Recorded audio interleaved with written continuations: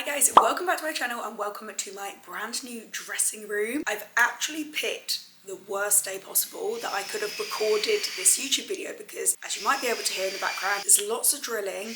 I've literally just moved into a new apartment and they've had to come around and install a brand new door in my apartment today. So I'm going to do things a little bit differently this video. I did want to just intro it properly for you guys. Hello and welcome also if you're brand new here. I'm Chloe Swift. I'm a professional hairstylist and hair care expert. But yeah, I'll switch this video up a little bit today and I'm just going to have to do a voiceover, which you're just going to have to let me know in the comments if you actually like it, maybe you prefer it. So starting now, we shall do voiceover.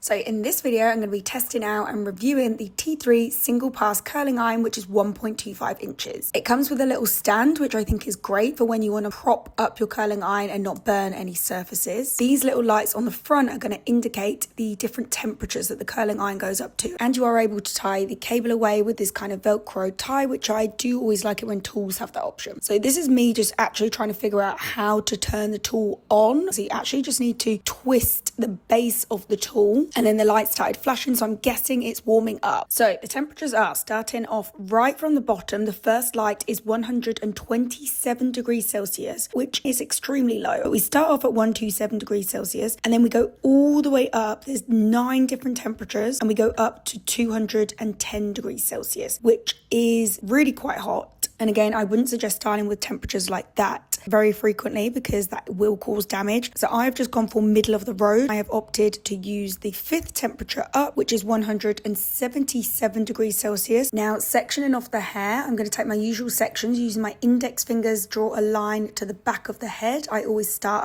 around about ear level, top of the ears, twist all the rest of the hair up and clip this out of place. You want to keep everything super neat. I'm then prepping the hair with the Living Proof Flex hairspray. That's because this contains heat protection, so it's great for applying before you curl, before you wave. And then technique wise, what I want to show you today is my go-to favorite way that I personally love to style my hair. It's those loose textured waves. So we are going to be swapping different directions with the waves to get them clashing and to get more width to the hair. But yeah, I will talk you through the technique. So starting off on these bottom sections, I'm going to have both of these curls going away from the face. So to have the hair going away from the face, you want the clamp or the arm pointing towards your mirror. Open this up, place the hair inside, and you want to do one full rotation, glide down, slightly glide down the hair, unhook underneath, and then basically repeat that again. So one full twist, glide down a little bit, unhook, and then repeat.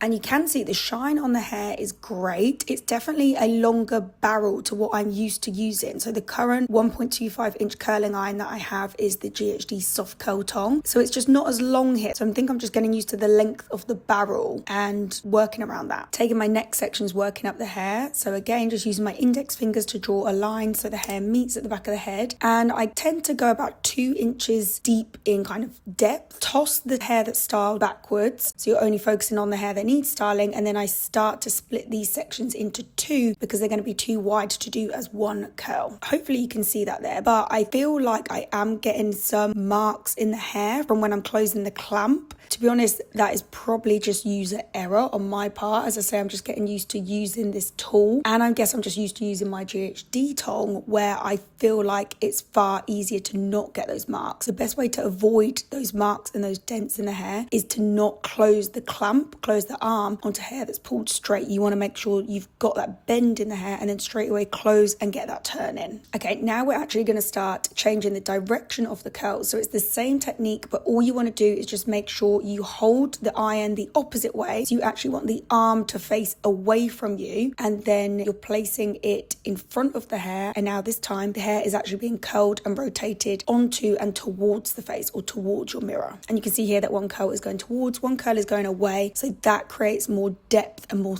thickness to the hair. When I'm doing this sort of technique, I absolutely love just alternating the direction of the curls. You can do this exact same curling technique and just have all the curls going in the same direction all away from the face, but that will give kind of just overall a skinnier look to the hair. So arm pointing away from you, so pointing the curling iron in front of the hair, and then you're wrapping and rotating onto the face. So one full twist and one full turn. You might be able to see that, but I'm actually opening up with my thumb the lever, the clamp clump a little bit because I feel like if I don't, my hair isn't going to glide through super neat and super smooth. Even though I mentioned earlier at the start, I love that little arm, but actually with this technique, I'm finding it's actually sometimes getting caught on the hair as I'm doing the unhooking part. And I'm still splitting the hair into two. Yeah, I always just find section size is really quite easy working with this style and this technique. So you really only ever have two sections of hair on each side. One is going towards the face, one is going away from the face. And actually an important note with the alternating of the direction, which I didn't mention earlier. So say on this section, for example, this curl which is closest to my face is going onto and towards the face. So what I'll always do on the next row and the next section up is the curl closest to my face. I want that to then go away. So not only are the curls alternating side by side, but also the next row up, they would also be alternating. As soon as each curl is done, I'll just leave it there whilst it's still nice and warm and it's still hot. Leave it, try not to touch it. And on your very last top sections, I would always suggest that these ones do go away from the face because you want your face opened up. Actually, you can really see here where the hair kind of got caught on that little stand. Once you feel like you have finished both sides, keep everything to the front. And then I do like to kind of just have a look around the back and check if there are any smaller little strands that I might have missed. And then I'll do these. If you also have fringe or bangs, make sure the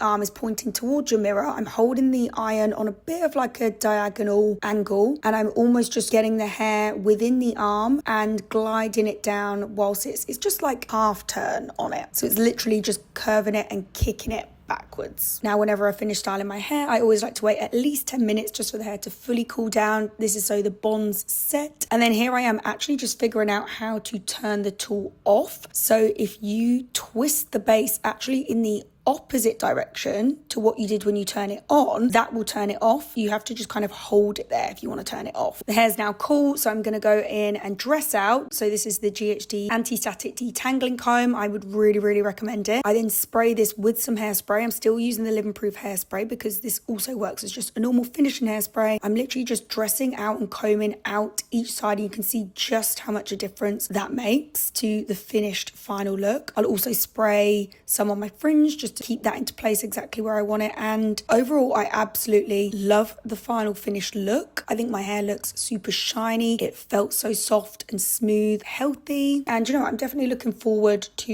using this tool a little bit more. My overall experience, it was just different, I guess, to what I'm used to, but I did really quite like it. And I just need to try not to get as many kinks or dents in the hair. Please let me know what you guys think below in the comments. Thank you so much for watching. And as usual, if you like this video, if you learned anything new, I'd really appreciate a thumbs up below, and make sure you subscribe. If you do subscribe, I'll be seeing you next week for another one of my videos. Bye guys.